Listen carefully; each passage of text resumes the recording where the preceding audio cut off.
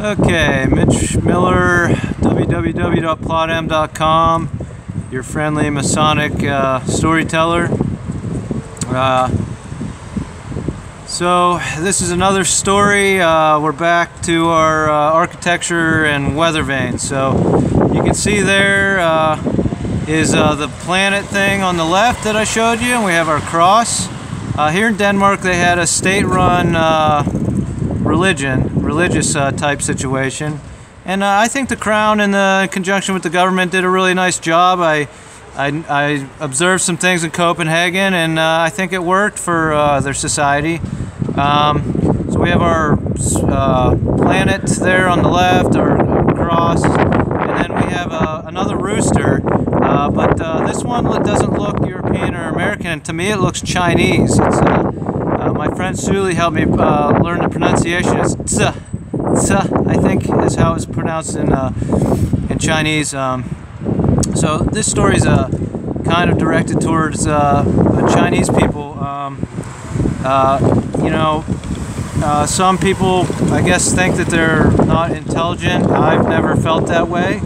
I do believe that they are very wise, and I think China wisely stayed out of 2 world wars. As you can see, there's this church here that's brick, and this could have been built after World War I, between the wars. Maybe, maybe not. I don't know the history of it. But I'll tell you a little story.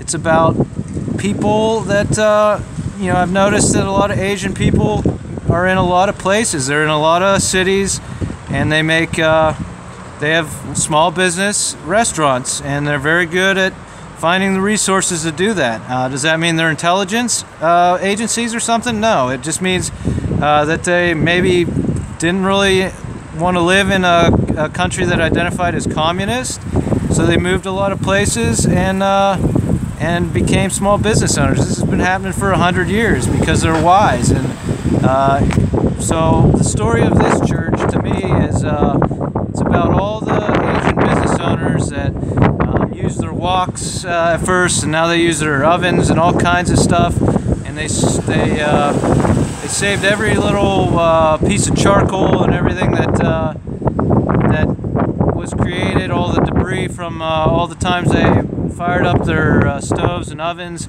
and they pressed them into bricks, and they pressed them into bricks and brought them to Aalborg, and they built a big church. You can see it's just 2 modest marble pillars there, and the rest is all brick and clay.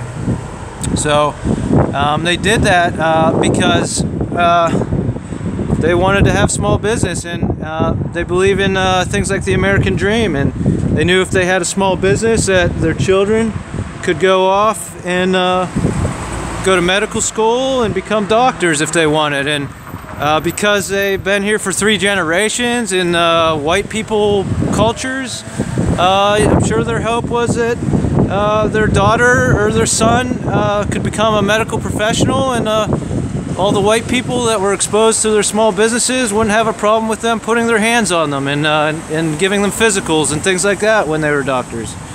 But the reason I kind of point to this is because we're working with our Asians as an intermediary situation. So our Asian rooster up there is grounding us, keeping us from the L. Ron Hubbards and the super whack job religions. And if we come this way, this is what I really like. We can see prominently displayed here are 2 religious icons, equally and even, symbolizing equality, the Jesus Christ figurine and the Mary Magdalene figurine. So that's what I take away from this little story.